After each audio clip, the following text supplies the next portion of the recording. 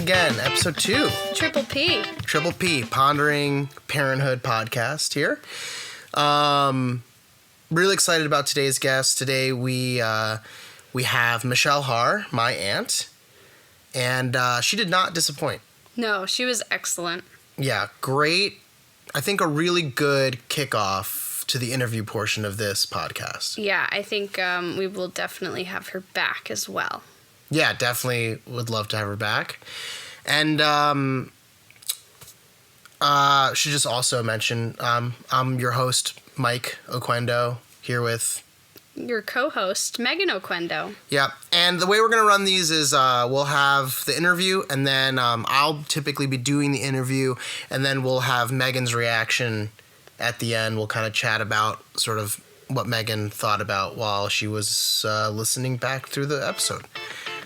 That's right. All right. Excited. Let's get to it. Enjoy.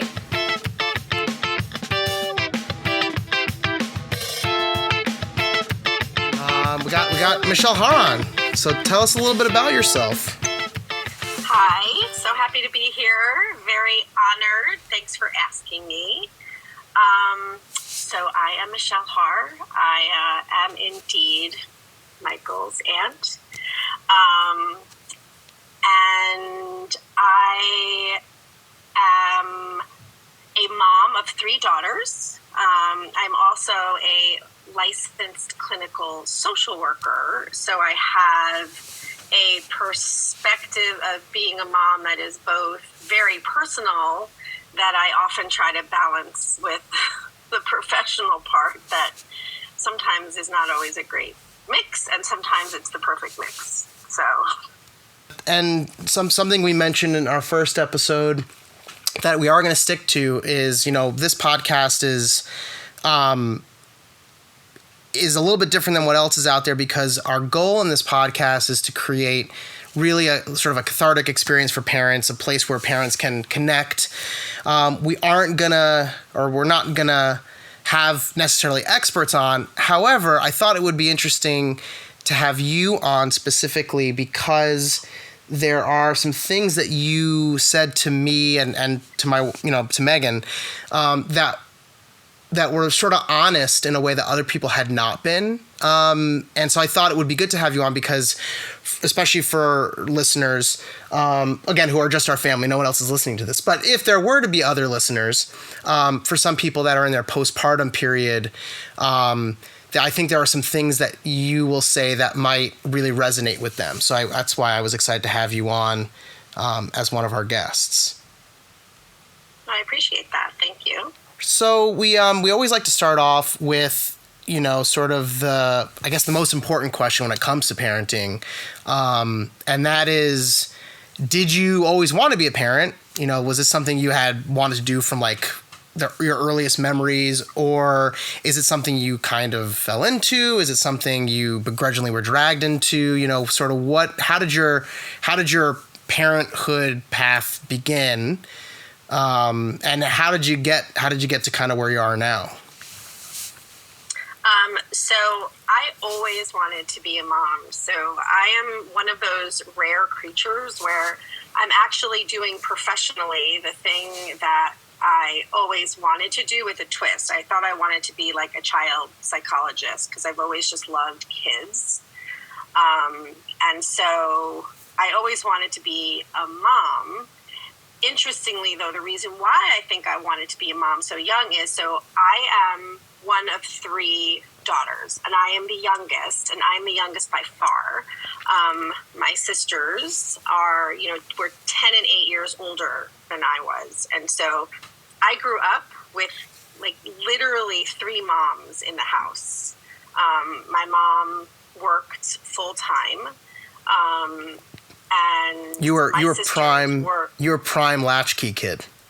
I am the definition of latchkey. Nothing is more scary to me than the thought of not having my key in my bag. Sure. I'm still I'm still triggered by when I think I forgot my key and I can't get into the house. There's a little bit of panic. Sure. That still sets in. That's funny. Not gonna lie. So I really felt very nurtured by not only my mom, who I was, had a beautiful relationship with, but also my two sisters, because, they were 10 and 8 when I was born. And, there's really funny stories about them, pretending that I was their baby. And, so I think being the youngest, while I loved that, it was also there was nobody for me to do that too. Right. So I wanted to be a mom because I wanted to be that nurturer, caregiver to, to somebody else. And so, I knew my parents weren't having any more kids, so I knew I was going to have to, wait for that. Right. And I don't know. I always loved the idea of being a mom. I love the idea of being a grandmother, but I knew I had to be a mom before I could be a grandmother. That's really what that's really what our goal is, right? Our goal, we have the kids so that way one day we can be the grandparent, right? That's the... Right. I always wanted to be a Jewish grandmother. Sure. I was born to be a Jewish grandmother, but I knew I had to be a Jewish mom first. That's right. So I've always known, and but interestingly, I also knew that was not I was not on the lookout for a husband in college and and to be a wife so soon. I wanted to live my life, but when I graduated, I worked in the city for a bit, and then I went to Japan and I lived there for a year. Yep. But when I came home from Japan, I was okay, adventures, I've had my adventures. Now now I'm ready for a husband, and I'm ready for that next stage. So even though I wanted it, from a very young age, I didn't feel the need to rush into that part. Yeah. It's interesting because I know that so how old were you when you had your first? So I was 29. Okay. And I had my oldest. Yeah, I mean, I feel even for, I could be wrong. So for my generation, my friends are, I would say I had kids pretty young in comparison to my friends. And Mm-hmm. I was... How old were you? Again? Yeah, so Snuz is 4, so I would have been 32, which I don't think is, I think is I feel is a good age to have a kid.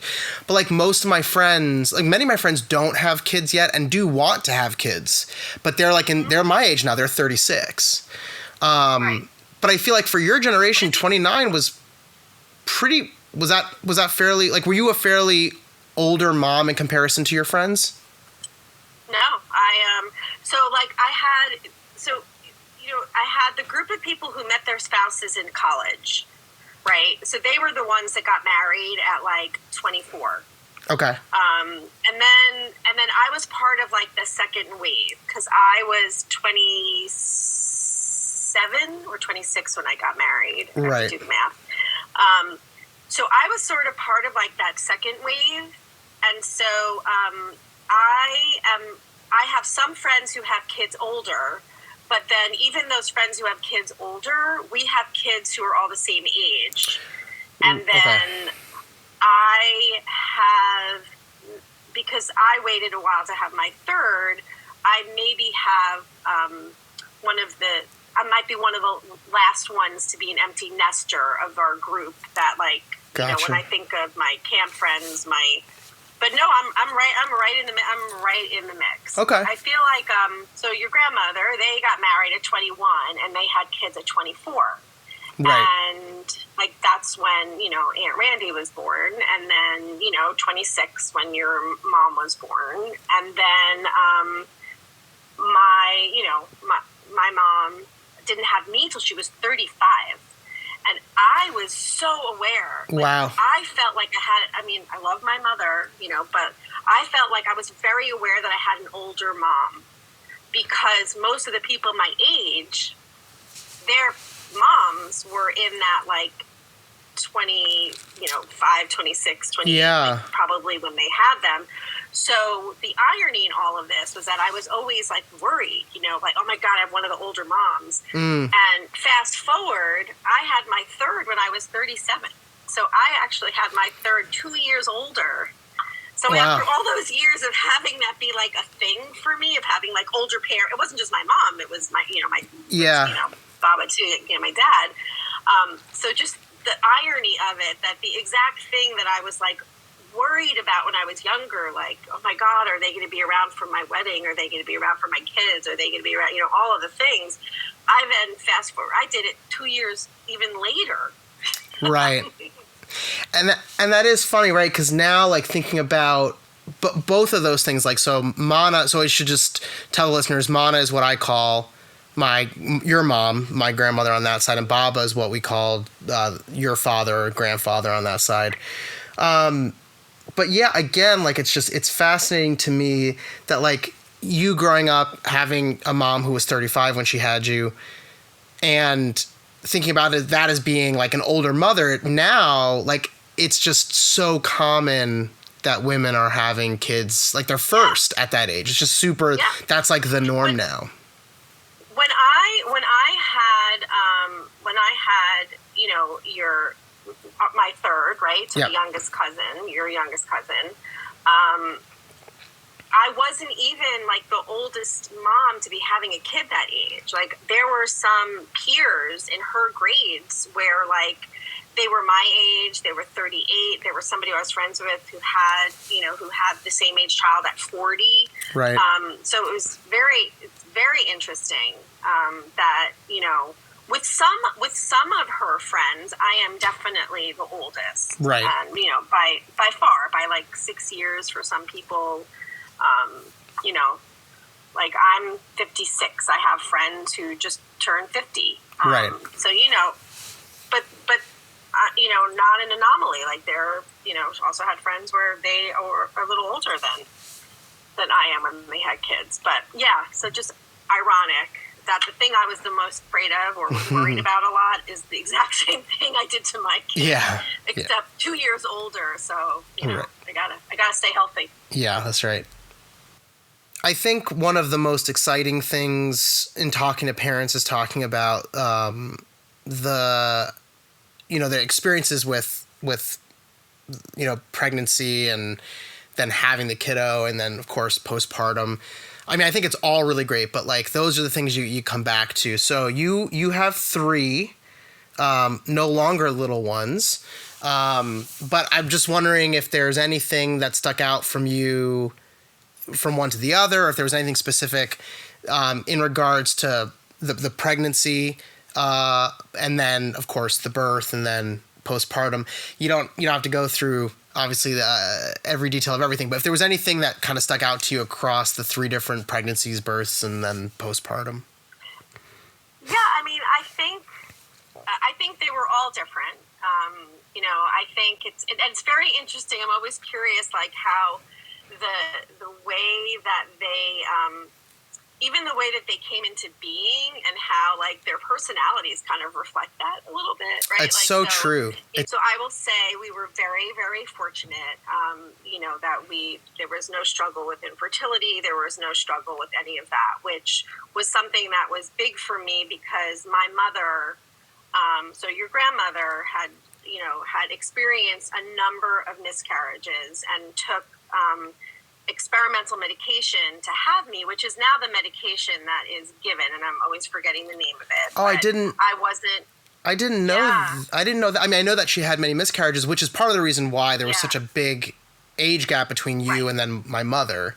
Correct. And so, she was on bed rest for me, and she took a lot of she was part of a trial, but knowing that she was getting the medication, and it is actually a medication which is, I always forget the name, but it's medication that women to this day still take to. Oh, that's so cool. I was one of those. But growing up, there was also that fear of, oh my gosh, am I gonna have the same issues that my mom had? And I did not, and I feel very fortunate and so much gratitude for that. So, my oldest was very, like, we were going to my husband was going to grad school, and, and we were going to get pregnant after he graduated. We were going to move, find where we were living, where his job was going to be, and then I was going to get pregnant. And then we were in this, like, womb of grad school, where there was a lot of people who were pregnant, not married couples. We were like living, we were living up in, in Hanover, New Hampshire, and I sort of was like, this actually would be the perfect location to be pregnant and have a baby. Sure. And then we move with the baby. And, she was very, she agreed. I had to have a conversation with her, but she was on board. And, the timing was exactly like I said, we need this. And she did this. And, and even to the point where she was a week late, which, we still were up in the apartment where we were, and so she was, even though we chose to do it a year early, your cousin she was a rule follower, even then. Yeah. And then, because I wasn't scared about having kids who were more spread out. Mm-hmm. So I knew that I wanted, my kids a little bit further out. And, Mm-hmm. we had a plan with your second, with my second. And, one day we were a little impulsive. And I know that. Boom. I know that experience. I know that feeling, yeah. And boom, I got my cute little impulsive kid. And then we knew we wanted 3. We weren't, I'm fine to share, your cousin is on the spectrum. Mm-hmm. And, struggled with attention issues, growing up. And we just had to make sure that she was good. Like, I felt like I needed to make sure that, that she had support around her, that she had figured out how to be successful in school. And so all of those things. And so I wasn't ready to have a third. I feel like even regardless, I mean, that all makes sense to me, but even regardless, I do feel like the third tends to come. I mean, the adjustment from none to one is pretty intense, but there are 2 of you. So if you are in a partnership with somebody, there are 2 of you, right? If you're a single parent, which I still, God bless single parents, because I don't know how they do it.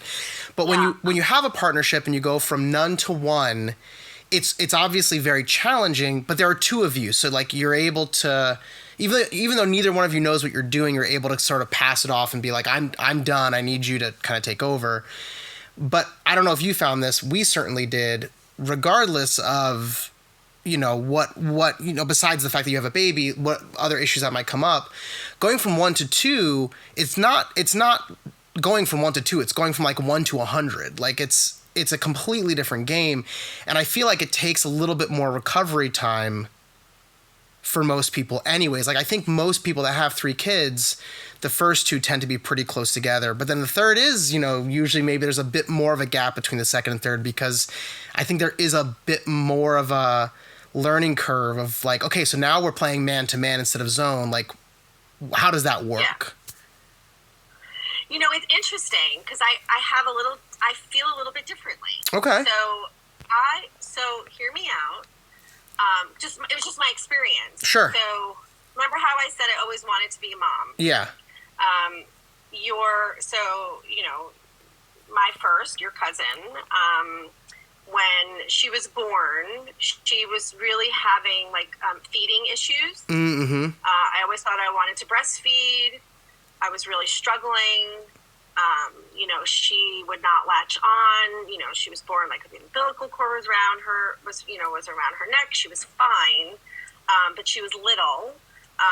Even though she was a week late, she was little. And she, the feeding thing. And I had some postpartum, back then they were calling the version that I had baby blues, right? Because I wasn't full blown.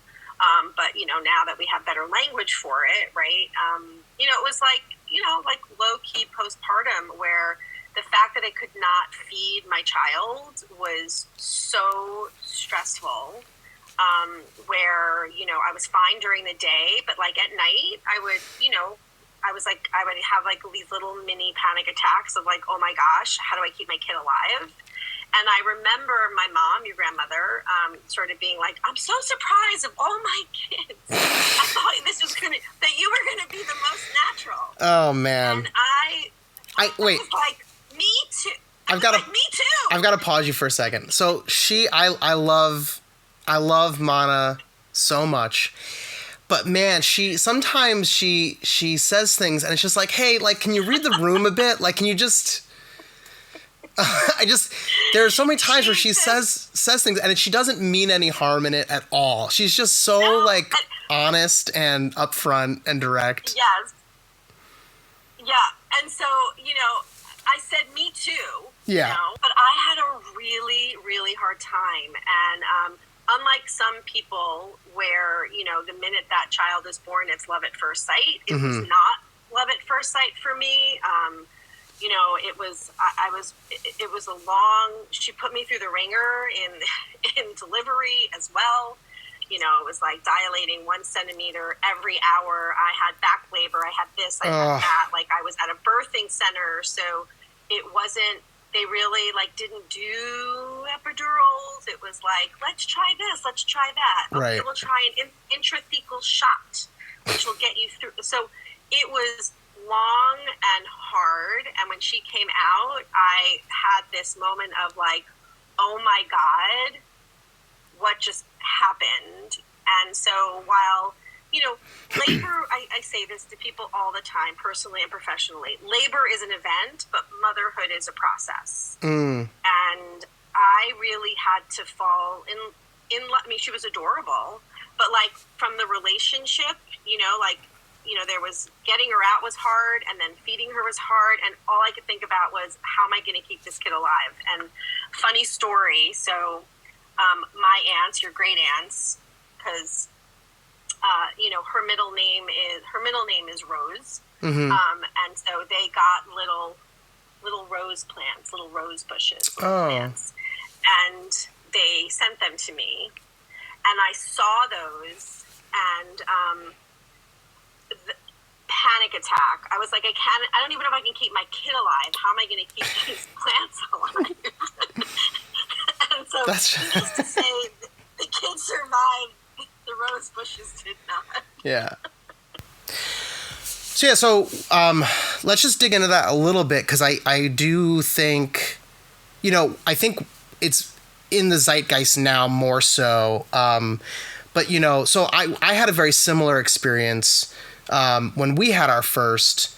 And I'm going to be pretty honest on this podcast because I think it's helpful to be. But I wouldn't say that I loved my first. I wouldn't say I loved Snuz until she was closer to a year old. It took me a really, really long time to have that love and that connection that parents have. And I remember spending the first several months of her being around, and we talked about this in our first episode a bit, and we'll talk, Meghann and I will talk about it more, but, Snuz was a really tough baby. She was just a very, very hard baby. And so, I think, and I had a very similar experience with my second, although I think I fell in love with my second a little bit faster because I knew what to expect a bit more. But I do think, as parents, you have the kid, and there is this expectation, either societal or we put it on ourselves, you have a kid and now you love it and you take care of it and it's the most important thing to you. And I walked away from having the first, and I said to Meghann a few months into it, I said, I think we've made the biggest mistake of our lives. Our life was so good. What have we done? And of course I don't feel that way now. I mean, I adore Snuz so much, and she's so much like me that it's a bit of a problem sometimes. But you were really instrumental in helping me get through some of that, because you said a number of things that allowed me to feel the way I felt. So can you just kind of delve a little bit more deeply into what that postpartum was like? And also, I think you ended up creating like a grief group for early moms and things like that. And so can you kind of talk about grief and postpartum and that sort of stuff a bit more? Yeah, I mean, I don't know if it was like my expectations, society expectations. I mean, even like birthing centers, right? Wonderful, fabulous. But there was so much, like, I felt like shame because I couldn't breastfeed, in the way, and that it hurt, and that, I wasn't being like strong enough, and and I only have this like one job to do. And, and I realized, I say this clinically now. I wish I had done it yet. I have a mathematical equation, right, for loss and grief, because, I've told you this a million times, but I will say it on this, yep. that, grief is not about death. Grief is about loss. Right. So where there is loss, there is grief. And I have this mathematical equation now, which is, fantasy and expectations minus reality equals loss. And where there is loss, there is grief. Can you just say that mathematical equation one more time? Because that sounded... Yeah, just do it one more time.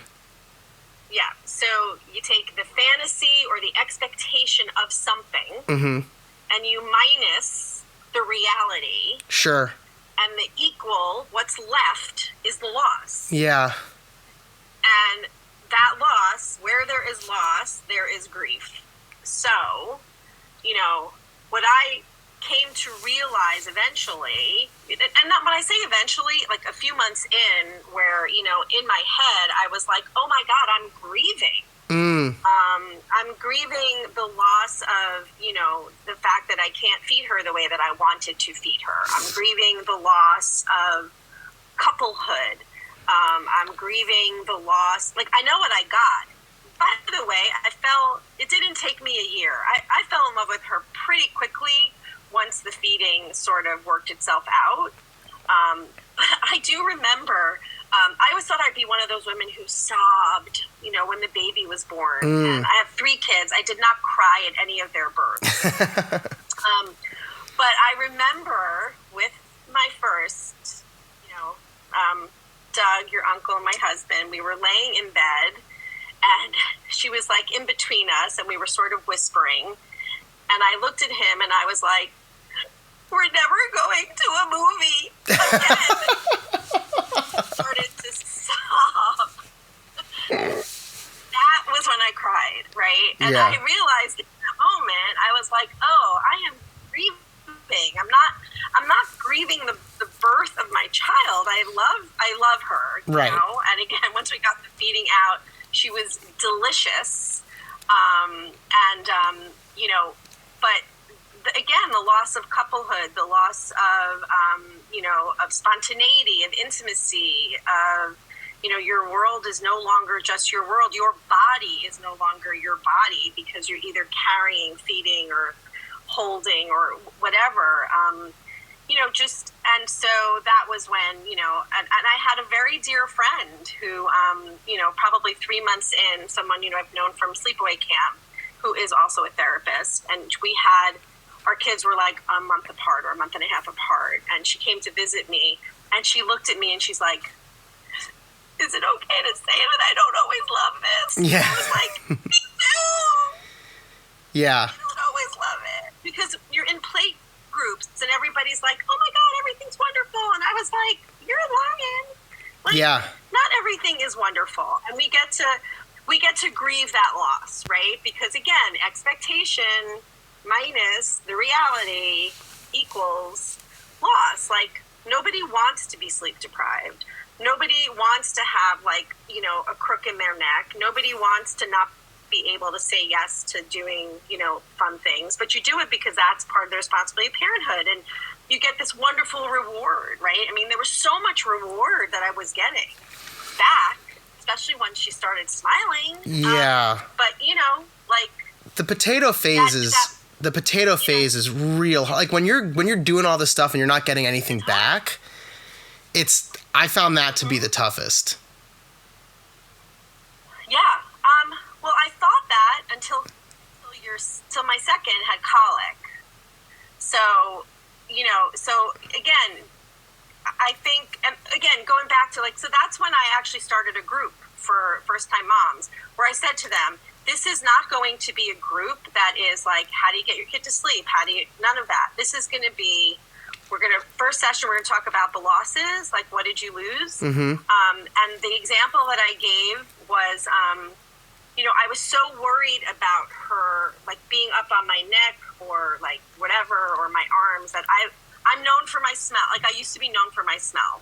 My smell is different now, but back then I had a perfume that I used. And I was so worried she was going to lick it or smell it, and it wasn't going to be good for her. And so I lost my smell. Right.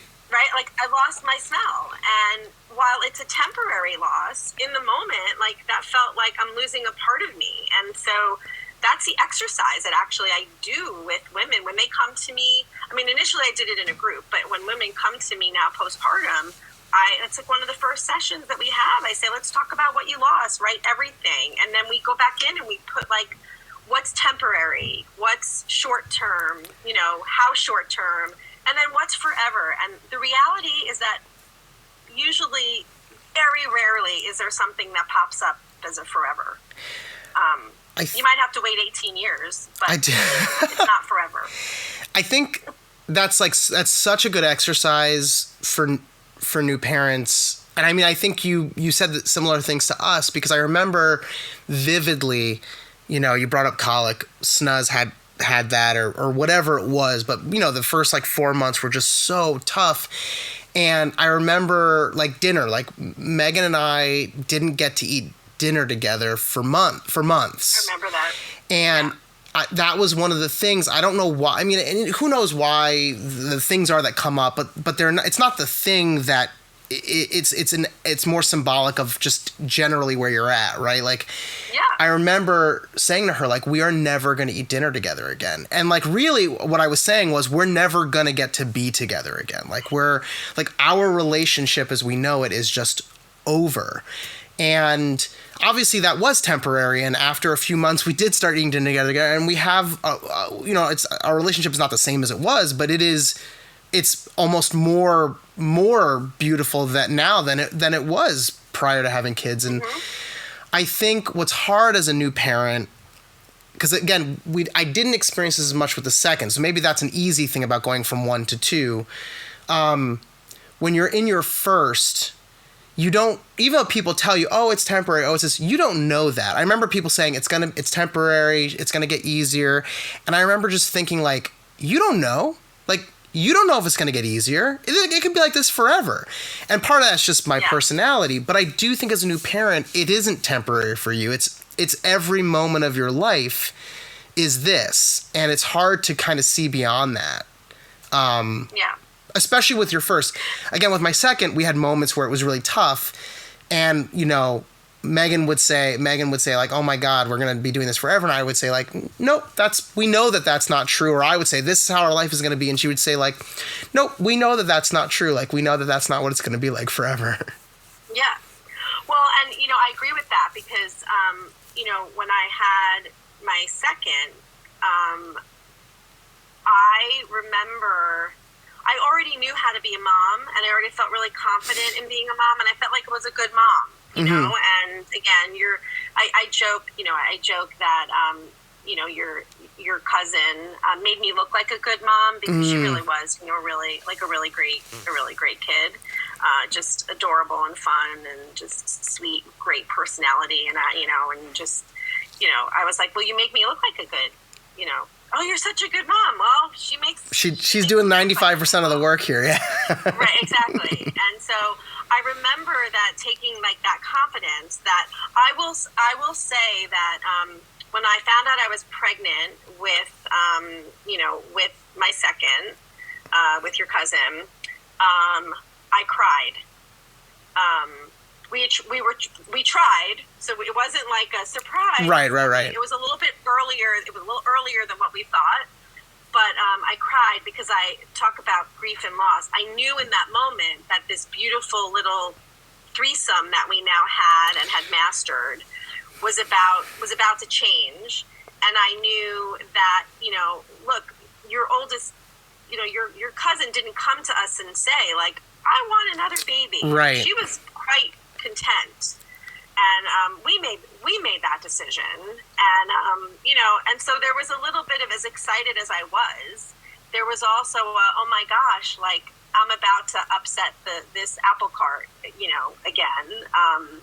I will say, because I haven't said this yet, that like I have an amazing husband and a wonderful partner, and so everything that I'm saying about what I struggled with, I did not do it alone. He was always like, we are a true partnership in the way that like we raised our kids, and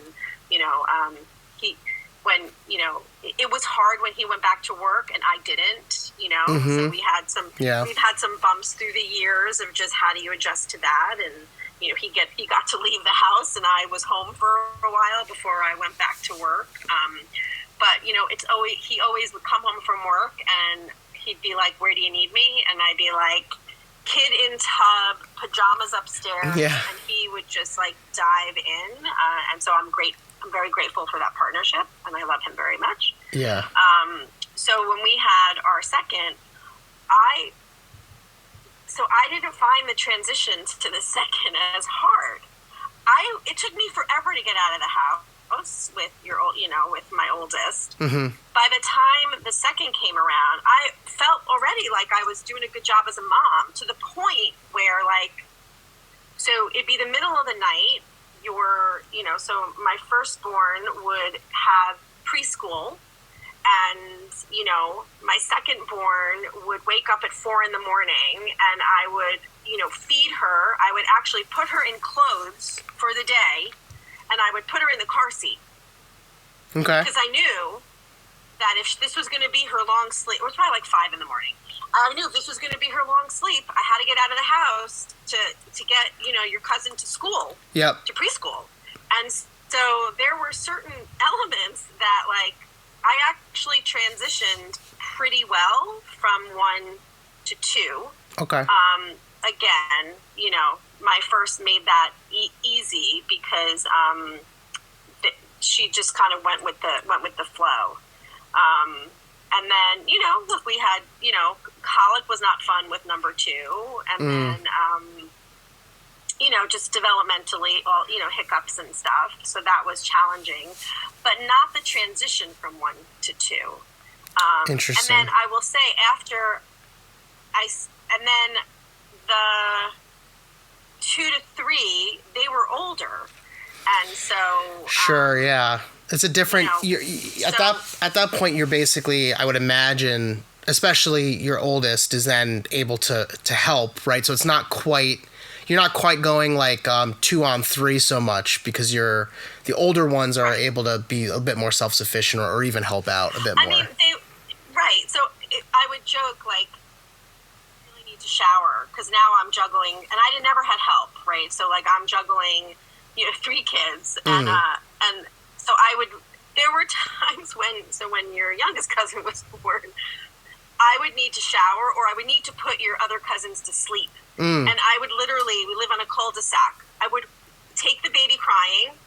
There were like a few occasions I would walk across the street to one of my neighbors, and I was like, I need to put the other 2 to sleep. Can you just hold her for like 40 minutes? Yeah. I'll be right back. Yeah. And this is why it's important to have community. But there were times where, like, your oldest cousin, I'd be like, mommy needs to shower. I just really need a shower. So I would buckle her into like her seat, and I would say, here's a book, read to her. She's probably going to cry, but just read through the crying. Don't get worried. She's fine. She's just crying. Rock her a little bit, but read to her. And I would like quickly shower and come back. I mean, you do what you got to do to take care of yourself and them. One of the things that I actually, how women will say, oh my God, I want to have kids. I feel it in my body. Yeah. The first 2 were very head. They were like, okay, it's time for us to have babies. Let's have babies. And then it was, okay, it's been enough time from number 1. Let's have number 2. And then, again, we had a big gap. So, your youngest cousin is 8 years younger than her older sister and 5 years from her middle sister. Mm-hmm. I sort of, I was 36 and I was kind of like, And, I started to talk to your uncle, and I was like, I don't think I want to be having a baby at 40, so we need to sort of figure this out. And I don't think he'll be upset sharing. I want to share this because I think it's important. Yeah. And, he came to me and, he said, I don't know now if I want 3.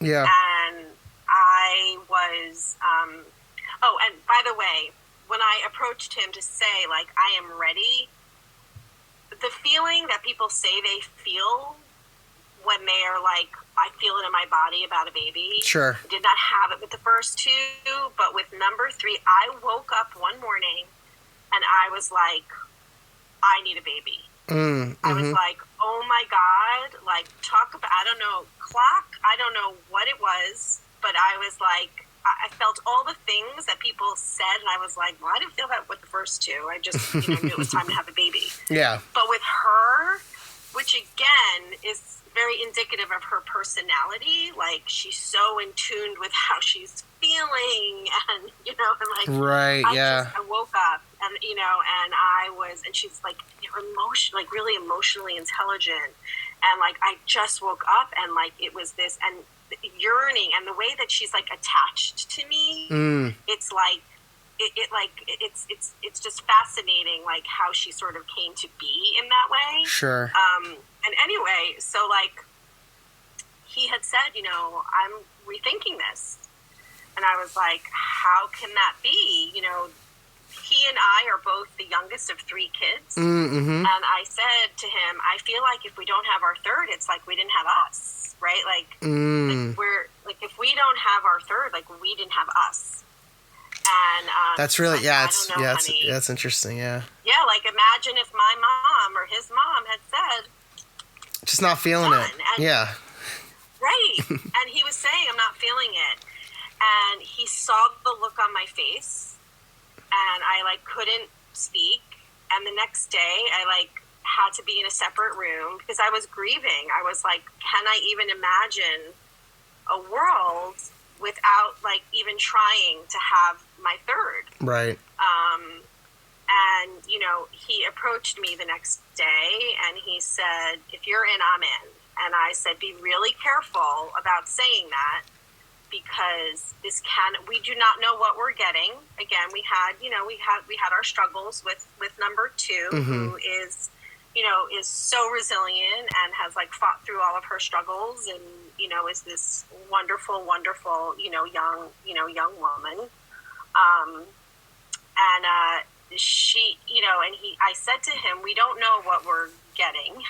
Right. And I said, and the one thing, if you really mean this, the one thing that you are never allowed to say to me, if number 3 is challenging, you're never allowed to say, well, you wanted a third.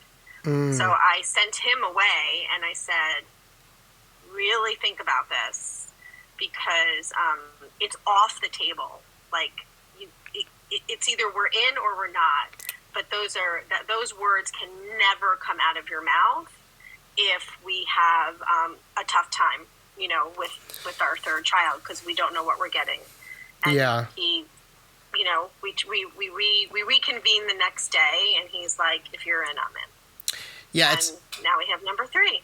It's interesting because I know, and I think, I can't remember if Meghann mentioned this in our first episode, but so that's how she came to be, because, she's one of 4, and, the 3 older are all boys, and, my mother-in-law really wanted a girl, and they also, they wanted a bigger family, but my father-in-law was definitely like, I'm good.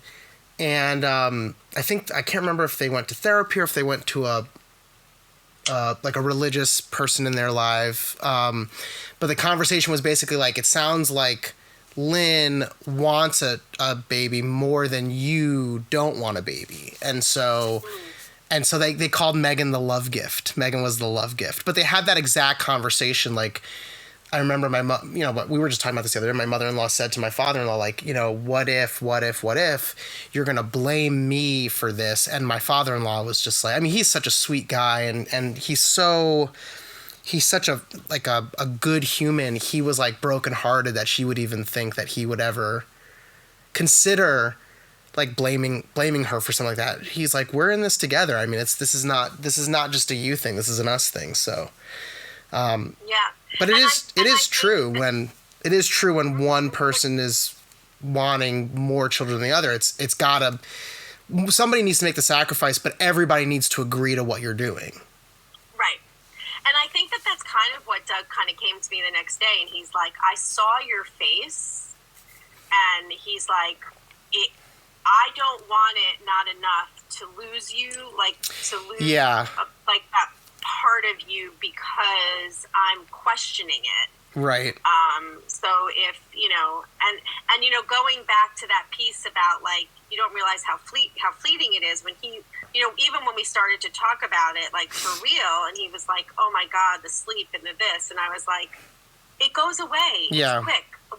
Like, can we look at the fact that we've been through this and we know that the word, maybe it's a rough first year in terms of like sleeping, but now we know what to do. Yeah. And, and if there's an issue, we're going to see it, and we're going to like go get early intervention, and we're going to, like we've learned from our two kids. And, right. I think that, not to say, that number 3, like we're like pros that she definitely catches us sometimes, and we're like, well, that's new. Yep. But we also have a different perspective than, sure. Than we did. And I will say that she ended up being such a gift to me because my youngest was born 10 days after my dad died. Yeah. And we should I should just note that his death was very sudden. It wasn't like he had been sick for a while or anything. He went in. Yeah. He went in for a surgery that he was supposed to come out of. That it wasn't supposed to be a thing, and it ended up being. A thing. Yeah, it ended up being a thing. So it wasn't like you were expecting this, or he passed away, and then 10 days later you had a kid. Yeah. Right. And I remember saying do you have to get your knee replacement surgery now? And I said to him, what if it's a boy? You're getting your surgery done, and let's say, because my middle was 3 weeks early. So my first was a week late, my middle was 3 weeks early. And I said, what if number 3 comes early and you're in recovery? How are you showing up for a bris? Right. And he was like, it's going to be fine. It's going to be fine. So I was actually in the gynecologist, in the OBGYN's office when I got the call saying that they needed to transfer him. He was having some heart issues. Yep. And I remember like looking at her and starting to cry. And she said, I got you. And she's like, go do what you need to do. And I remember I ran home, I packed my bag, and I had had a cord kit. So I went home, I packed, and I grabbed my kit because I figured if the stress of this causes me to go into labor, I was at least at a hospital, and I wanted to have the cord kit. And so I grabbed that and put that in the car. And then there was a moment, when he went into cardiac arrest, and when he arrived, was just hooked up into machines and unresponsive. That there was a moment where Mana was holding his hand at the same time while she had her hand on my stomach. And I felt something. I am not going to lie. I felt something in that moment. It was like so symbolic about like the circle of life and about like that we can be grieving and mourning while still like bringing life into the world, like that, you know, it was so interconnected in that moment that, you know, so yeah, Samana was holding his hand and had her hand on my stomach, and it was like so powerful, so powerful, because the thing that I had always been the most afraid of as a kid about my parent dying was about to happen. Yep. You know, at the same time that I was about to become a parent again. Yeah. And there was a moment where, you know, where like I felt this energy, right, like in me. And then your youngest cousin, when she was little, she would make expressions. She looked just like him as a baby. Yep. Where I would like, do you ever see John Malkovich, like Being Malkovich? There's a movie where there's like a portal. You have to watch it. Yeah. But, like, I would go up to her and I would be like, "Are you in there?" Like, it was just, like, she would make a face or she'd pound. They were just little things, and I was like, "Are you in there?" Yeah. But she got me through that, because I just would just stare at this, you know, in the midst of my grief. I also had to be a mom. Yeah. You know, like I had to show up for her and my other two kids, and like, so, you know, it was really like simultaneously, you know, grieving the loss of this, you know, this most important, you know, person in my life, and, you know, also doing the most important job of my life. And that was just really tricky. And the kids would go to school and I would just stare at her like you stare at a campfire. And it just allowed me, you know, I made space to grieve while she was, you know, like laying on the floor with me. And we would just, you know, she helped heal me. Yeah. Yeah. Yeah, I mean, it's what's so interesting about parenting is like you can feel, I mean, obviously you're sort of talking about like the two extremes of life, right? Like life and death like happening at the same time. But I think parenthood is that in general to some extent, like the ability to feel two disparate emotions at the same time in such an intense way, I don't think is something at least it's not something, I'll just speak for myself. It's not something I experienced until I became a parent. I mean, like, or at least so like in such an intense way, like the feelings of like exhaustion and love, or the feelings of frustration and joy, like just two completely opposite emotions and experiencing them at like the exact same time. I really do feel like parenting kind of, that is parenthood. Like that is parenthood in a nutshell. Like it's just feeling lots of different feelings that are not related to each other at all at the same time. So thank you for sharing. Well said. That's perfectly said. Yeah. So thank you for sharing that, because that is, I mean, it's really just I think it's a powerful it's powerful imagery for like what parenthood is like. Let's finish up with just like some fun stuff. What is like the best thing about parenthood, and what is the worst thing about parenthood? So I'll say the worst first. Sure. I hated potty training. Oh yeah.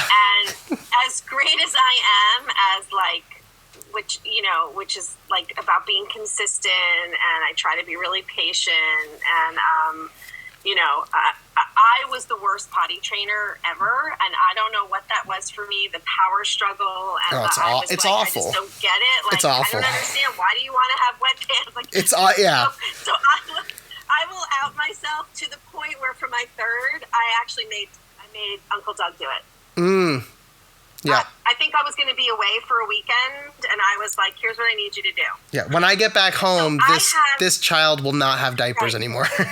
Keep her naked for the week. So I have very loving yet strong-willed daughters, which is exactly the way that I wanted them, but it's a gift and a curse. Sure. And, And potty training was that one place where, that power struggle. So, yeah, for me, that's been the worst. Sure. Which is not bad, considering I have a 26, a 23, and an 18-year-old, that I still can revert back to that being the worst. Yeah, no, I mean, it really is a testament to how great the rest of it has all been, right? Like, even though it hasn't all been, definitely not... Sure. roses all the time, but, that still sticks out to me as, the worst. Maybe that and, when they're learning to drive. But for very different reasons, I would imagine. Very different reasons. Yeah. All right, and then what... It is a little bit about control, still. For sure, right? Like, it's your... But in a different way. Yeah, for sure. I mean, I know for us, it's completely out of your control. Like, they decide when they're done doing it. Like, you can set up the environment, you can do things, but, for the most part, they're the ones that make that, I'm done pooping in my diaper now. Like, they're the ones that make that decision. And that's tough, because it's no, just be done. Right, because there's a consequence of you're leaving it in their hands, but they're not old enough to clean up after themselves. Right, right. They're the ones creating the problem, but you're the one cleaning up after it. Exactly. Yeah, that's right. And I didn't like that. Yeah. All right, and what would you say the best part of parenthood has been? I don't think I can just do one thing. I will say that I have parenthood, and again, I say this, in my office as well. If you think about it, parenthood is a dance of attachment and separation, attachment and separation, attachment and separation. And while it is painful, it's a beautiful dance. And so I have really loved watching each of my kids at different stages.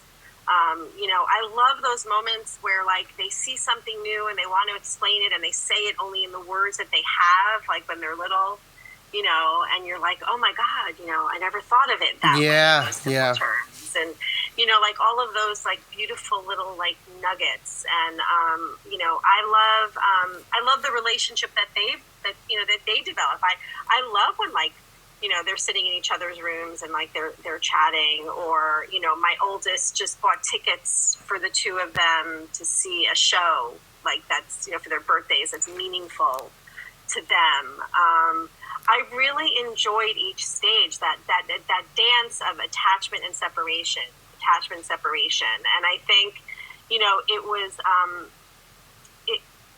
was this. I recently had this beautiful moment with my oldest where she's 26, she lives on her own in the city, and she took me to see a Broadway show, and it was a Broadway show that had Daniel. It was Merrily We Roll Along. Okay. And it has Daniel Radcliffe in it, and know that we're a big Harry Potter family. Absolutely. And so there I am at the beginning of the show, where we're going out for dinner, and we're having a glass of wine together, and we're talking about work, and I'm just felling over look at my beautiful adulting daughter. And then we go to the show, and we're loving it because the cast is people who we want to see, and she's a huge Broadway fan, Broadway person, and afterwards I'm should we go wait by the door, and which we do a lot. And it was around the corner, and I'm we're going to do it. And we go, and we find where the door is. And it was the night that we didn't know it, but Daniel Radcliffe was coming out. And we weren't sure if we were going to get in close enough to be able to, make it, in the time that, that he's willing to do. And we were just at the cutoff. And the security guard was don't worry, I got you. And we watched him, come around, and he was so gracious to everybody and just had a conversation with everybody. Aww. And then he got to us, and my beautiful 26-year-old daughter turned into a 10-year-old girl. And I watched it, and even thinking about it now, it was a chef's kiss. she went from being this grown woman back to like this little girl. Yeah. And I just thought separation attachment. Yeah. That dance of, you know, being respectful of the age that they're in. You know, it's that like watering and weeding of parenthood, and just like the garden that you create with the watering and the weeding, and just you know, each stage of life, like my youngest going to college, you know, my middle, like, you know, like her getting her driver's license, like just every stage that they get this sense of like pride is just, I love it. I just love it. Yeah, I'm very jealous that y'all got to meet Daniel Radcliffe. That's pretty dope.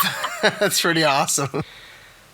All right, and then just to close things out here, we're going to end every episode with, even though, again, this podcast is not, we're not trying to teach, we're not trying to give advice, this is just pure catharsis. I do think it's fun to just hear from people who are really doing it. What is, you know, one piece of advice you'd give to any parent at any stage? So, you know, like obviously the advice you might give to like a person who's just had a kid versus somebody who's now got adult kids is going to be different. So just like one piece of advice that you'd give to a parent. I think that, this is so hard. I guess it's like, I can combine the two of them. And it's tricky because it might seem that they're different. I think that you have to have flexibility in your consistency. I think the most important thing in parenting is like some consistency, right? Mm-hmm. I sort of view it as, imagine, you know, like you're cropping a picture, right? Like when your kids are little, you know, the crop is small, right? You have to make the world safe for them. Right. So, you know, maybe you put the locks on the door and you put a gate up and you know, you do all those things. And then, but, you know, your kids, you want to give them the freedom to roam in that, but where you know that they're going to hit like some boundary. Right. Yeah. And I say the flexibility part because that's the cropping part, right? Because there could be a scenario where you have to be flexible, even though, you know, like my kids, like if you went into the toy store to look for a toy for a friend for a birthday, you were not coming out with something. Right. And it didn't matter how many times you asked, the answer was still going to be no. Yeah. Because, you know, they have to know that, like, you have the freedom to ask, but that, you know, however, there could be a day where it's like the one thing that they've been waiting for that has been out of stock Sure. is in there. And, you know, to say like, okay, this time, yes, but remember, typically that's not what we do. And I think that as they get older in developmental stages, the you know, the border becomes bigger. Yeah. But they never, you know, they should always know when they've hit the limit. You know, I was, you know, sadly I was, 55 when Mama died? 55, 54. I still knew when I hit a limit with her. Sure. Like, I could tease and make a joke, and I mean, I had the world to roam. But I knew that when I hit a limit with her, she would say something or she would look at me and I would know, oh, I know that look. I've hit the consistent, like, you know, I've hit that limit. So yeah. I think, you know, consistency, just consistency to create a safe environment with the freedom for kids to explore who they are, with some flexibility. Because, you know, you want them to kind of come into their own, not be little versions of you. Yeah. But they also need to know that the world is safe, and limits and consistency help with that. Yeah, it's so interesting. I actually was just having a conversation with somebody about like that gradual release of responsibility, which I think is a little bit different than what you're talking about, but is kind of connected, right? Like the idea that like it's our responsibility to basically create, well, not just ours, but parenthood in large part is you are creating the environment for people to grow up and become independent adults. Right, that's the separation. Yeah, and it's just like, it's that gradual release of responsibility is so unbelievably important, but also like wildly challenging. So I like that, the flexibility of consistency. Like I like that. That's a good phrase. I'm going to start using that. I think that makes a lot of sense. Yeah. It's like, because again, if you think about it,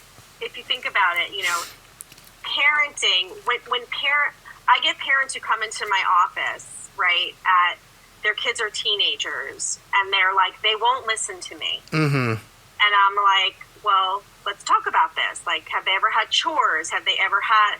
No. We don't want to say no, or, I understand that there's a whole new language out there of parenting that's different from even, my kids. Mm-hmm. But still within it, whatever the wording and the verbiage is, right, kids need to understand when they cannot do something. So what happens is that if you think, it's like reinforcement, right? If I go... interval reinforcement is the most challenging type of reinforcement to break. Mm-hmm. And that is a slot machine, right? You pull and you lose, or then you win, but because you never know. But if you are playing, certain poker hands, you can understand a little bit more like that, if I play this, 90% of the time this hand is going to win. Right. There's a little bit more consistency, to that. And I think that if you are a parent where it's been interval reinforcement, where sometimes it's yes, sometimes it's no, sometimes yeah, maybe, right? Like, that is a really, really tricky thing to then at teenage years, when you need like rules to be followed because of real safety stuff. Right. And if you haven't done that all throughout, that's a really tricky thing to instill like right then and there. Yeah. So that needs to be kind of, that like, again, consistency with some flexibility, but not where it's interval reinforcement. Right. No, that makes sense. I mean, and I mean, even today, boundaries are, there's all sorts of ways that people say you should parent, but one of the consistent things that comes out, at least in what I read and what I follow, is like the idea of like boundaries. Like, you need to have boundaries, and you need to be able to hold those boundaries. They need to be realistic. They need to be things that you can enforce, but they need to be things that are true boundaries. And yeah, I mean, that can be really hard. That can be really hard. That can be a challenging part of parenting. And I think also one size does not fit all. Sure. Yeah, absolutely. I think that, yes, you are the same parents in general, but you're not the same parents to each of your kids, because your kids' needs are different. They're different, and I think that, that's that flexibility part also, is that, you gotta recognize the needs of your children, that they come in all different, flavors. Yeah. And, they're not all the same. Well, I wanted to thank you for being willing to do this. And I also you've just been so generous with your time. And, absolutely, for our family that will listen to this. And of course I'm going to do this for you. That's You're very, one of my favorite people too. That's very sweet. And maybe one day there will be people that will listen to this, but probably not. It's just for family anyways. But I just, I appreciate you coming on and chatting with me about parenthood. I mean, this conversation is not all that different than conversations we've had in the past. So this is fun. I know. And can I just say that, I am so proud of you and Meghann, and watching you guys be the parents that you are to your two beautiful girls has just filled me with such incredible joy. So I just wanted to let you know that. I'm verklempt.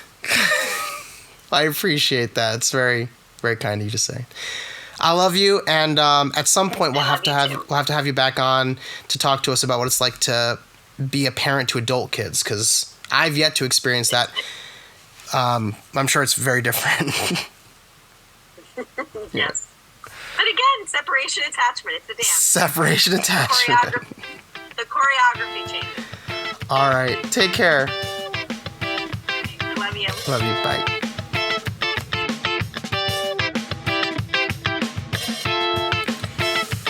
What a doozy. Just a really great interview. You thought that was funny? Doozy. It's a doozy. Yeah, it was a doozy of an interview. I thought she, again, as we said at the top, did not disappoint. No, that was excellent. I really enjoyed it. Just something I want to circle around back to. Shortly after the interview, I got a couple text messages from her about some things that she had said.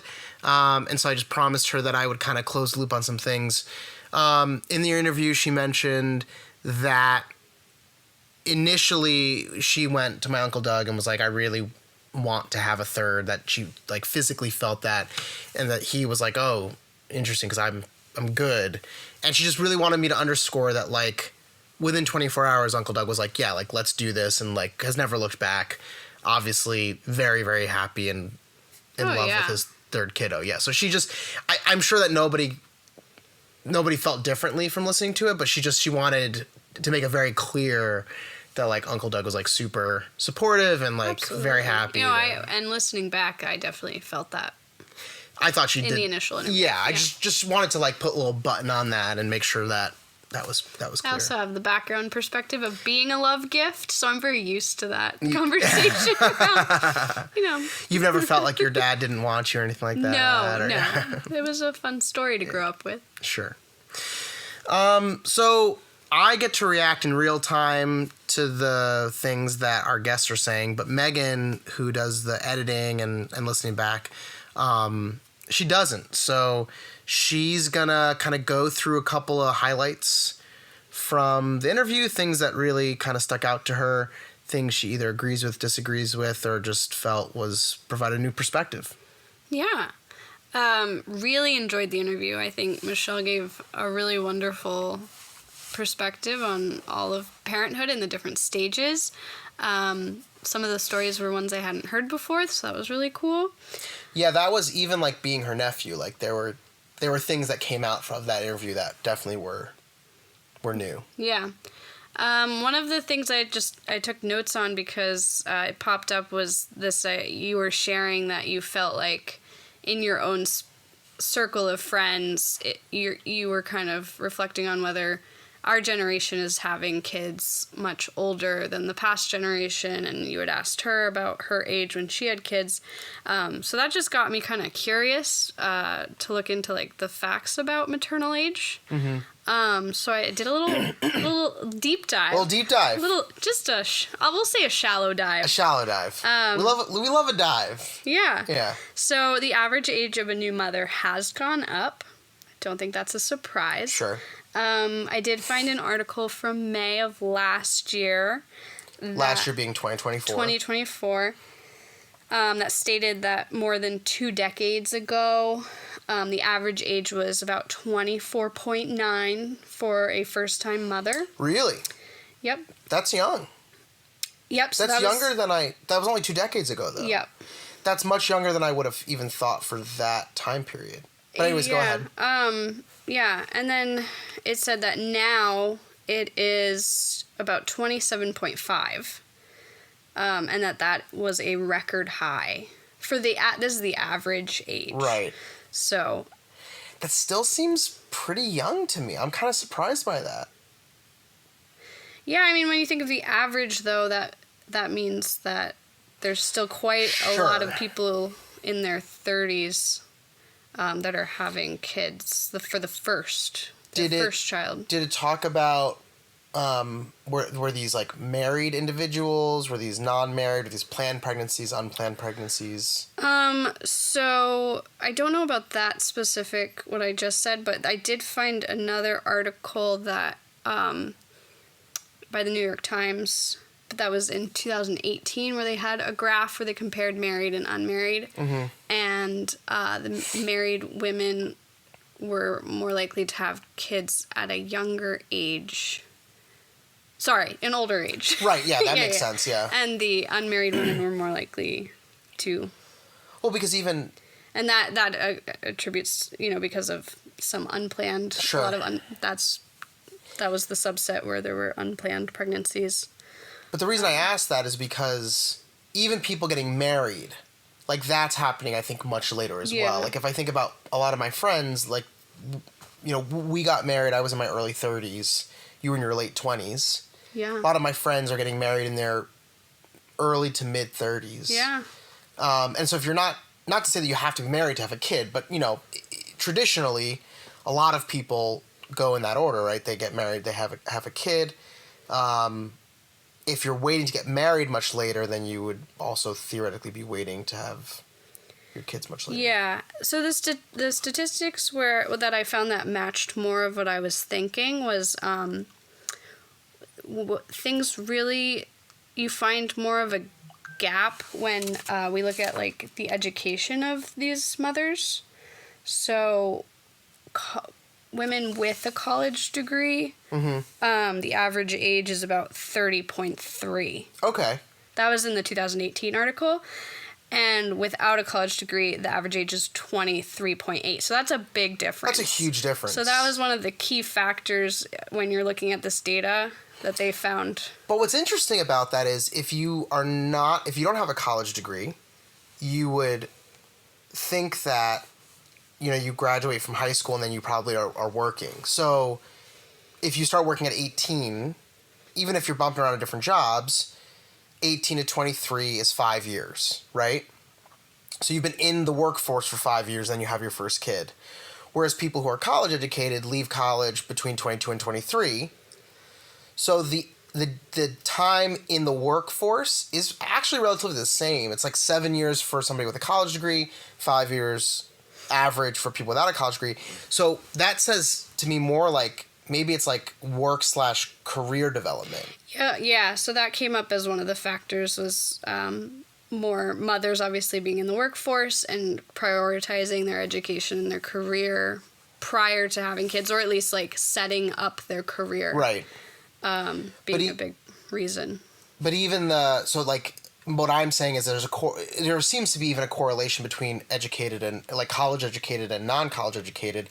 Even the women not going to college, it seems like they're also trying to set up some kind of career path. I mean, I'm making assumptions that may not be true, but they're spending quite a bit of time in the workforce, assuming they start working right after high school before having a kid. Yeah. This is average. Yeah. So, Yeah. And then some other interesting facts. Women in bigger cities tend to be older than like in the rural area. That one didn't surprise me. So one of the 2018 article said that fathers, in 1972, the average age was about 27, and that went up to 31 in 2018. Okay. So fathers are also older.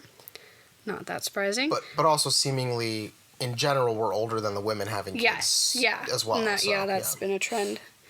And that another big factor for a lot of people putting off having kids later in life was that they're finding that more people are not around their family, their extended family. So, like, they don't have grandparents around, and they don't feel like they have as much of a support network. So, like, building up their supports.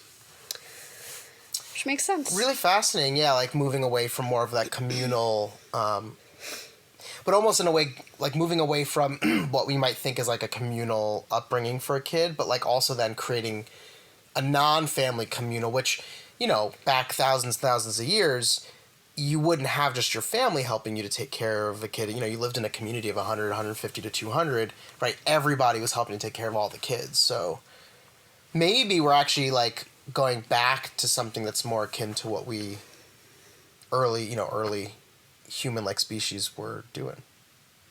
Who knows? All right, anything else that stuck out at you?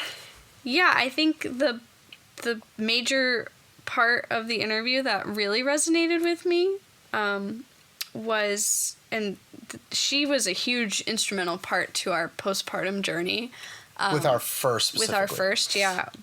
And she got into it in this interview about grief and how having a baby, there is definitely a loss that happens. And there's like a little grieving process that takes place. She brought up, I think this is a kind of a saying that she says, where there is loss, there is grief. Yeah. And that really resonated with me too. Yeah. that was so huge. We had her over when Snuz was about 2 months old, I think. Yeah, 2 months Was old. it that early? Yeah. Okay. Because she was starting to smile Mm-hmm, at everyone else except me. Right. And so it was both your aunts came to visit and sent us away on a walk. And then when we came back, we had this whole conversation with them about how hard things had been. Especially you were opening up to her, and that's when she told us about her experience of creating like a grief group for young mothers. And it was one of the first moments where that was even talked about and even brought up as a possibility. And I just remember feeling like that opened up so much more space for what we were going through. So that was really powerful. And then that made me think of, there was one time where we were with my family, and I think we were talking about a hardship that we were going through with my brother, Brendan, and he also said, like, when you have a baby, everyone's like, congratulations, this is wonderful, oh my God, like, it's such a celebratory thing, obviously, and in our society, there's not room for any sort of negative emotion in those big happy events, so people don't really know how to talk about it. Right. So Michelle being able to vocalize that and introduce that concept was just really huge for me. Yeah, I think what's hard is that if you start to discuss maybe some of the negative feelings you're having after having a kid, or like if you start to express the fact that you're experiencing some grief, and I think we experience this, there's a sense of like, because I'm expressing something other than happiness, I'm not happy. Yes. And it's like, well, I can hold on to two different emotions. Like, I think we talked about this in the first episode, and we'll probably say it over and over again, but parenting, there are few things in life that really crystallize the idea that you can have two disparate emotions at the exact same time. Yeah, well, you actually end this interview talking about that. Yeah, okay, yeah. So, and I think we did talk about it in the first episode as well, but it's probably something we'll say over and over and over again. Like, yeah, we both were. I was in really rough shape, especially for a longer period of time after our first. But it didn't mean that I didn't have moments where I was like full of joy and wonder and awe at this like amazing, wonderful human we had created. It was just, there was also this other stuff that was really, really awful. And I didn't really start to heal until I had a really good friend of mine look at me and say, "How you doing?" And I just was like, I'm not doing well. Like, yeah, and feeling like you can say that. Well, and that, but also then I expressed some real emotions that I had that I'm fine to say here. I mean, there was a time early on where I did feel like we had ruined our lives. I'm not saying that that's actually how I felt, but like that is how I felt. Like it was a part of me that was like, I didn't care. Like I was so disconnected from her that I had these like pretty, I would say, not great emotions. And when I started to say them out loud and I started to talk to more and more people, I found that there were a lot of other people who had experienced the same things I was experiencing. And B, no one thought I was an evil person, or nobody thought that I wasn't going to be a good dad.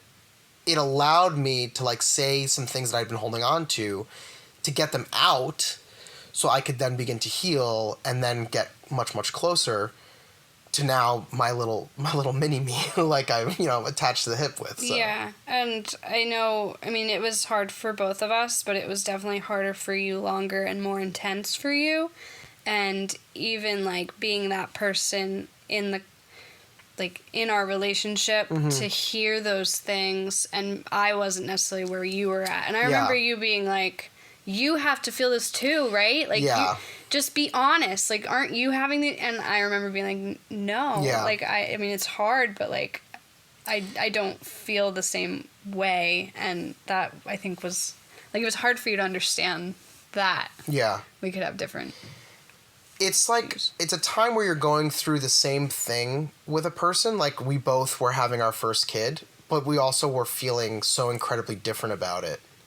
Yeah. And so you're like doing this thing with a person, but you're also incredibly alone. And it's hard. It's really hard to be a new parent. Yeah. And like, forget about how difficult Snuz was. Like, babies in general, whether they're easy or not, it's hard to be a new parent. Like, you're sleep deprived. You have this thing that basically is a little potato. It gives you nothing in return, right? You're giving. You get nothing back. And that's hard. Very needy potato, too. It's needs not, you all the time. It's not really until you get to that 4 to 6 month range where you start to get some... There's give and take. Yeah. And I think that makes it a lot easier. Yeah. Yeah. Yeah, so that was I mean, I think that was the golden nugget for me in this interview. Well, and when she then brought up, like, going from a family of 3 to a family of 4, like, I remember experiencing that too. Yeah. Like, we were so thrilled to have another kiddo, but, like, we had created... I might start crying. We had created, we had gone through all this tough stuff, and we had gotten back a lot of the stuff that we had when it was just the two of us, but now we have this third. Mm-hmm. And, like, it was so... Our lives were so much more enriched by having her. And we had created this beautiful thing for the 3 of us, and now we were going to screw it all up with a 4th. It was, and so you definitely, like, I mean, it's never going to be just the 3 of us again. Yeah. Yeah, and she talked about, her transition from, it was 1 to 2, Mm-hmm. and how, the oldest doesn't ask for a sibling, or, right, in that case, they didn't ask for this. We're just pushing it on them. So that whole transition, we should have our own episode about that. But, I love the grieving the loss of couplehood, too. I didn't mention that before, but you went into a lot of what you feel like you're going to lose, and she brought up temporary losses, like labeling, like, is this a short-term loss or more of a long-term loss? And, very, very rarely are you going to get a forever loss. Well, and she said even, like, some things you may have to wait 18 years, but, like, there is going to come a time in our life where, like, we are just the 2 of us again. Yeah.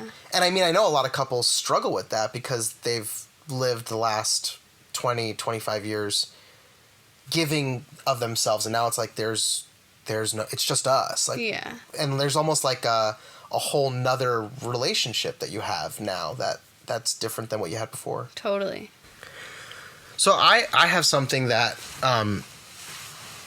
that Aunt Michelle mentioned that I thought was really, really sort of profound, and, like, I think will resonate with me for many, many, many years to come. And I'm going to get it wrong the way she said it, but it was something like the flexibility with consistency.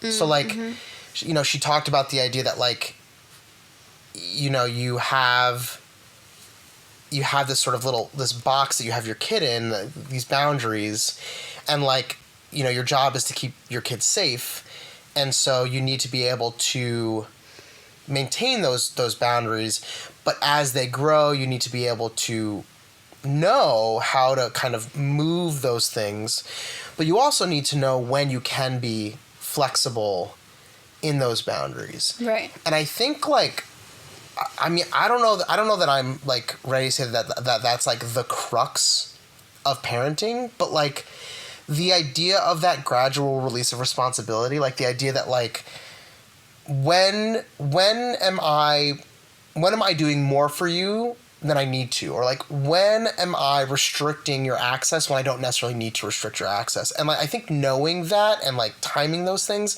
and there's no way to, like, do it right, and every kid is different, but, like, even now, there are things with Snuz that we do for her, and then I'll think, like, oh, we don't need to do, like, she can do that. Yeah. Like, every day, we put food in front of her, and almost always I forget to give her a utensil. And she'll say, oh, you forgot my fork. And we're getting better with it now. We're saying, like, oh, well, you can get up and get a fork. But, like, there are a lot of times where I don't. I just get her the fork. And it's like, no, like, she can get the fork. And that's, like, not a big thing. Like, it's not, I'm not, like, saying that's gonna be the difference between, but having that mindset of, like, am I doing something that she can do for herself? Right. Like, as they develop, creating those opportunities for them to be more independent. And, like, all of parenthood is just basically preparing them for the day they don't need you. Which is pretty wild to think about, really right? Really heartbreaking, yeah, but right? beautiful and wonderful. So I think that, like, that, I think I'm gonna hold on to that flexibility and consistency. I think I'll hold on to that for quite some time because I think that was pretty great stuff. Yeah. I loved her, toward the end she was talking about the, was it attachment separation? Yeah, that was a good one too. Separation, and it's how it's just a dance with your kid depending on where they're at. And I mean, basically exactly what it all goes along with what I was saying, but they need you, and then finding opportunities for them to be away from you and do their own thing and show what they can do. But that you're always there to go back to. And, like, what I think is so interesting now, so, like, as an adult, and we've talked about this a little bit, but, like, my mother passed away several years ago. I didn't have a relationship with her prior to that, and I have no relationship with my dad at all. So, like, I find myself as an adult wishing so much that I had parents, because, like, you never stop needing your parents. Like, you talk to your mom all the time. Mm-hmm. And I'm really lucky to have a lot of really wonderful parents in my life who have sort of taken me on. But it is interesting how you don't ever stop needing your parents. Like you just said, you're like, where parenthood is like working towards getting to a point where your kids no longer need you. But the reality is that, like, that you never get there. The ways in which they need you are incredibly different. Yeah. But yeah, so I think that's going to do it for this episode. Yeah, it was really fun to listen to. She just articulates things so beautifully. She knows a lot. Her metaphors are on point. Metaphors are definitely on point. Well, thanks for listening. Hopefully you enjoyed this episode, our first interview episode. That's right. Of Triple P. Triple P. If for some reason there are people out there that are not my family who, or your family, I should say, and you decided... Hi, Mom. Shout out. And you've decided that you've made it, I don't know, an hour and a half into listening to us go on about nothing. We would love to hear from you. Feel free to email us at ponderingparenthoodpodcast@gmail.com. We'd love to hear your thoughts. Am I supposed to say like and subscribe? Is that what you say? Do people follow? Follow? I don't know. Spotify? I don't know. I think. I don't know. Whatever you do to make our podcast make us rich, do that. Yes. That's the thing to do. Please. Or just send us money. Yeah. That would be great. Yeah. If you email us, we'll give you our Venmo. You could just send us money. That would be great. Yeah. Well, yeah, thanks for listening, and tune in next time for whatever that episode will be. That's right.